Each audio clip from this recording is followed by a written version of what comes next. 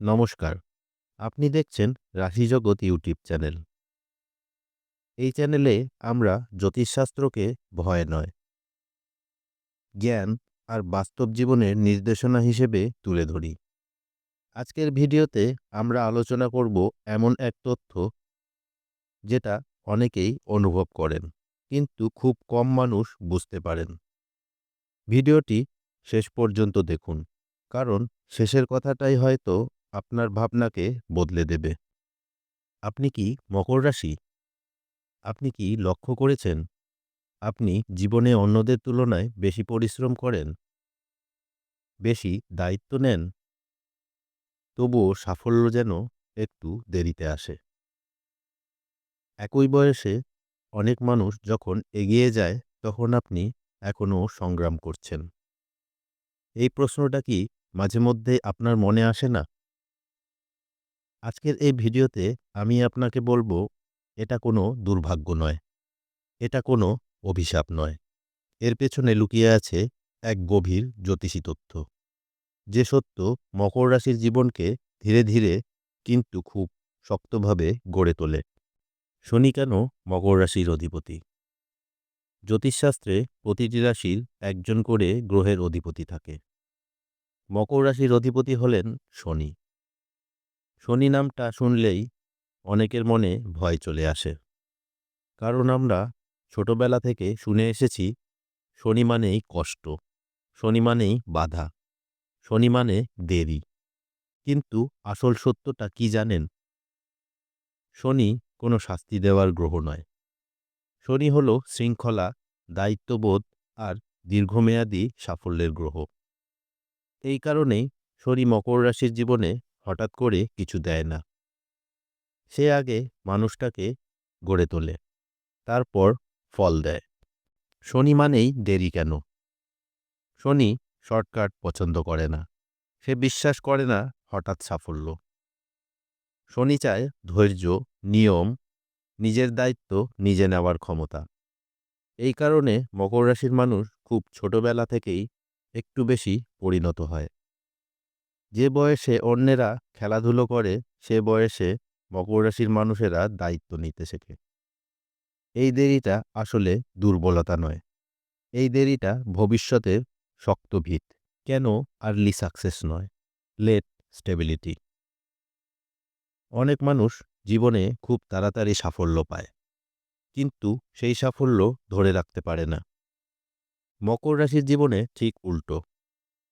শনি আগে মানুষটাকে শেখায় কিভাবে পড়ে গিয়েও দাঁড়াতে হয়, কিভাবে একা লড়াই করতে হয়, কিভাবে নিজের ওপর ভরসা রাখতে হয়।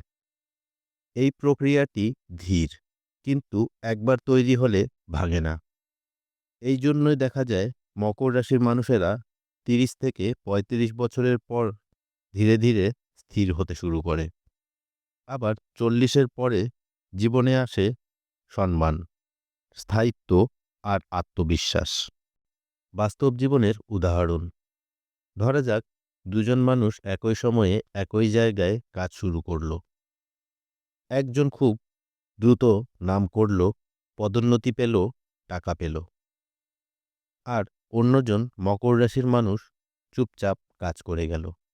সে ভুল করল, ভুল থেকে শিখল, সিস্টেম বুঝল, নিজেকে তৈরি করল। ১০ বছর পরে দেখবেন যে খুব দ্রুত উপরে উঠেছিল, সে হয়তো জায়গা হারিয়েছে। আর মকর রাশির মানুষটা হয়ে গেছে সেই প্রতিষ্ঠানের ভরসার স্তম্ভ, কারণ সে ভিত বানিয়েছিল, শুধু প্রদর্শন নয়। কোন বয়সের পর উন্নতি বাড়ে? জ্যোতিষ অনুযায়ী মকর রাশি জীবনে বড় পরিবর্তন দেখা যায় ২৮ থেকে ৩০ বছরের পর, বিশেষ করে ৩২ থেকে ৩৬ বছরের মধ্যে। এই সময়ে শনি ধীরে ধীরে ফল দিতে শুরু করে। যারা এই সময়ে ধৈর্য হারায় না, তারাই জীবনে সবচেয়ে বড় সাফল্য পায়। ধৈর্য কেন মকর রাশির সবচেয়ে বড় শক্তি? মকর রাশির মানুষ খুব বেশি কথা বলে না, সে নীরবে সহ্য করতে জানে। কিন্তু মনে রাখতে হবে, এই ধৈর্য যদি হতাশায় বদলে যায়, তাহলে শনি বাধা বাড়ায়। আর যদি এই ধৈর্য শৃঙ্খলায় বদলে যায়, তাহলে শনি নিজেই পথ খুলে দেয়। আপনি যদি মকর রাশির হন, তাহলে আজ এই একটি কথা মনে রাখবেন। আপনার জয় দেরিতে আসে, কিন্তু একবার এলে সেটা নড়ে না। আপনার জীবন কোনো ছোট দৌড় নয়, এটা একটা দীর্ঘ যাত্রা। আর শনি কখনো দুর্বল যাত্রীকে সফল করে না, সে সফল করে শক্ত মানুষকে। এই ভিডিওটি যদি আপনার মনের কথা বলে থাকে, তাহলে কমেন্টে লিখুন আমি প্রস্তুত। কারণ মকর রাশির সাফল্য দেরিতে আসে, কিন্তু ইতিহাস তৈরি করে। এই ভিডিওটি যদি আপনাকে নতুনভাবে ভাবাতে সাহায্য করে, তাহলে একটি লাইক দিয়ে আমাদের জানাতে পারেন। আপনার মতামত বা অভিজ্ঞতা থাকলে কমেন্টে লিখুন। এমন আরও শিক্ষামূলক জ্যোতিষী আলোচনা পেতে চ্যানেলটি সাবস্ক্রাইব করতে পারেন। ধন্যবাদ মনোযোগ দিয়ে শোনার জন্য।